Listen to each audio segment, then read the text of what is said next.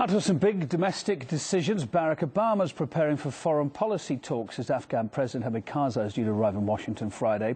The US military strategies in Afghanistan are topping the agenda. Let's find out what to expect. Cross Live now to Patricia Degennaro, adjunct professor of the Department of Politics at New York University. Hi there, Patricia. Morning.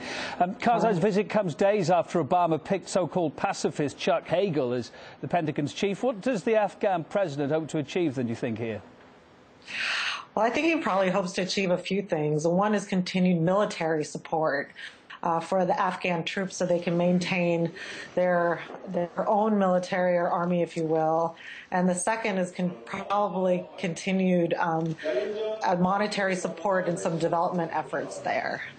And should we expect changes in the US policy in Afghanistan anytime soon, especially, of course, when it comes to the number of troops left there after that pullout in 2014?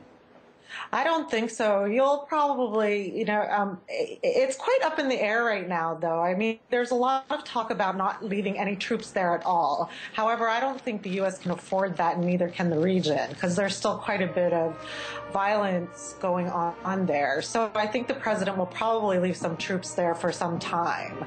But I would assume that President Karzai is going to want them out, because it gives him it makes him look more powerful on the negotiating table and within the context of his own constituency.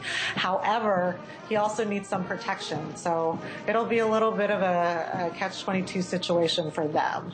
Patricia, as we're heading into 2013, word on everyone's lips, drones. One of the crucial hurdles between Washington and Afghanistan, drone strikes. They seem to be off the agenda, though, at this upcoming meeting. Why is that? Well, I think they're more relevant in the Pakistani-U.S. relationship, because most of the drones are bombing the areas in Pakistan, Waziristan, and that area, the tribal areas.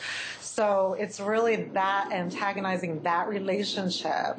It probably will come up because if President Karzai, in the back room, so to speak, because if President Karzai expects to get a more cooperative and stronger relationship with Pakistan instead of antagonistic, that's probably going to be one of the talking points that's going to help him win more support from Pakistan instead of supporting the Taliban so much. Well, Afghanistan-Taliban peace talks are on the agenda, but Karzai's also going to the US with a big military shopping list, including helicopters and other advanced equipment. What's he really up to, do you think? Yeah, well, I mean, it's like every other, country that they want the U.S. to support their military arsenal. Really, the challenge is to get their economy working and to get a political structure or a civil society structure in place. So these are the challenges, and this is what's going to have to happen as far as that's concerned.